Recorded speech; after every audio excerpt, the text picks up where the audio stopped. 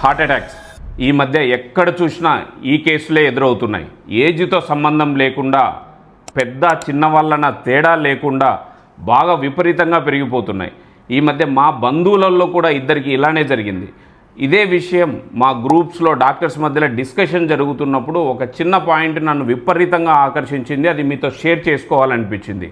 Maybe ఇది heart అటాక్స్కి అంత పెద్దగా కారణం కాకపోవచ్చు, కానీ పెద్దవారిలో కానీ కొద్దిగా ఇంకా చాలామందిలో కానీ ఈ పాయింట్ మీకు ఉపయోగపడవచ్చు కొన్ని ఇంజురీస్ నుంచి కాపాడుకోవడానికి. అది ఏంటంటే పోస్ట్ మిక్స్చరేషన్ సింకోప్, అంటే ఫెయింటింగ్ రైట్ ఆఫ్టర్ యూరినేషన్.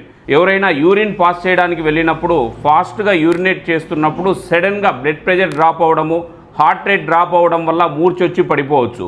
నిద్రపోతూ సడన్గా బెడ్లో నుంచి లేచినప్పుడు వెంటనే ఈ బ్లడ్ వెజల్స్ డైలేట్ అయ్యి బ్లడ్ ఎక్కువగా పెరిఫెరల్గా ఉండిపోవడం వల్ల అండ్ దెన్ లేచి నిలబడినప్పుడు ఆ గ్రావిటీ వల్ల బ్లడ్ అంతా బ్రెయిన్కి ప్రాపర్గా సప్లై అవ్వకుండా ఈ బ్లడ్ కాళ్ళలోనే ఉండిపోయి వాళ్ళకు సింకోప్ రావచ్చు, అంటే మూర్ఛలాగా వచ్చి ఫెయింట్ అయి పడిపోవడం జరుగుతుంది.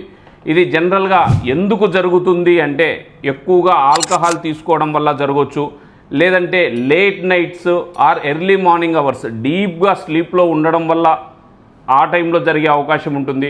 అలాగే డీహైడ్రేట్ అవ్వడం వల్ల, అంటే ప్రాపర్గా ఫ్లూయిడ్ మెయింటెనెన్స్ సరిగ్గా లేని వాళ్ళల్లో కూడా జరగవచ్చు. అలాగే కొన్ని రకాల బ్లడ్ ప్రెషర్కు వాడే మందులు, ప్రోస్టేట్కు వాడే మందుల వల్ల కూడా ఇది జరగవచ్చు. దీన్ని అవాయిడ్ చేయడానికి మెయిన్ ఏంటంటే యూరినేషన్కి వెళ్ళినప్పుడు కూర్చొని యూరిన్కి వెళ్ళడం కానీ, అండ్ దెన్ బెడ్ పై నుంచి లేచేటప్పుడు ఒకేసారి లేయకుండా ఎడ్జ్లో ఒక 30 సెకండ్స్ పాటు కూర్చొని కాలి వేళ్ళను కదిలించి తర్వాత లేయడం వల్ల కానీ, ఆల్కహాల్ ఇంటేక్ తగ్గించుకోవడం వల్ల, అండ్ దెన్ ప్రాపర్గా వాటర్ని తీసుకోవడం వల్ల దీని బారిన పడకుండా తప్పించుకోవచ్చు. సో దయచేసి ప్రతి ఒక్కరూ దీన్ని గమనించండి, లేదా మీ వాళ్ళకి షేర్ చేసి వాళ్ళని కాపాడండి.